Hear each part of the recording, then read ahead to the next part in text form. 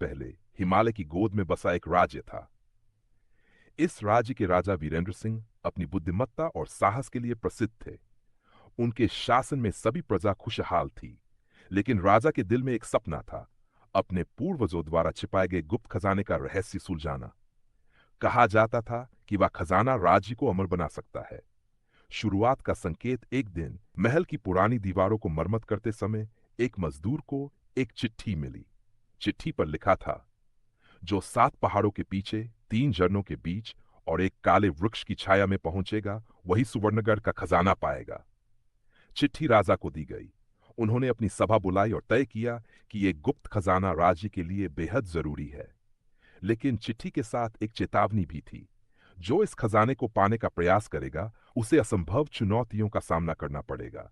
केवल वही इसे पा सकेगा जिसके दिल में शुद्धता और साहस होगा। रोमांचक यात्रा राजा ने अपनी सबसे भरोसेमंद टीम चुनी।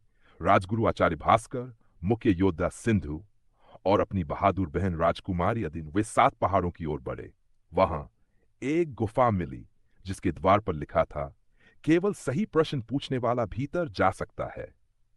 आचार्य भास्कर ने एक मंत्र पढ़ा और पूछा, जीवन का सबसे बड़ा सत्य क्या है? गुफा का द्वार खुल गया, लेकिन भीतर अंधेरा और रहस्य से भरा रास्ता था। काले वृक्ष का रहस्य। तीसरे दिन वे काले वृक्ष के पास पहुंचे। अचानक आसमान में बिजली कड़की और एक रहस्यमयी आवाज गूंजी, जो इस खजाने को चाहता है, उसे अपनी सबसे प्यारी चीज का बलिदान देना होगा। राजा ने बिना सोचे समझे अपना राज्य त्यागने का संकल्प लिया।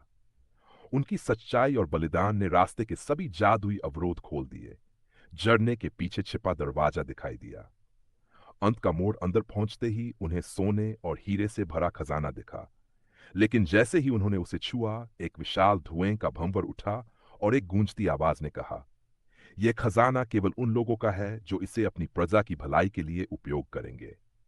राजा ने प्रतिज्ञा की कि वे इसे सुवर्णगढ़ की भलाई के लिए इस्तेमाल करेंगे। अचानक भंवर शांत हो गया और खजाना उनके सामने प्रकट हो गया। समापन राजा वीरेंद्र सिंह ने उस खजाने से पूरे राज्य में स्कूल, अस्पताल और सड़कों का निर्माण कराया। राज्य और अधिक खुशहाल हो गया और उनकी कहानी पूरे देश में प्रेरणा बन गई। और इस तरह राजा ने न केवल खजाना जीता, बल्कि अपने राज्य का दिल भी।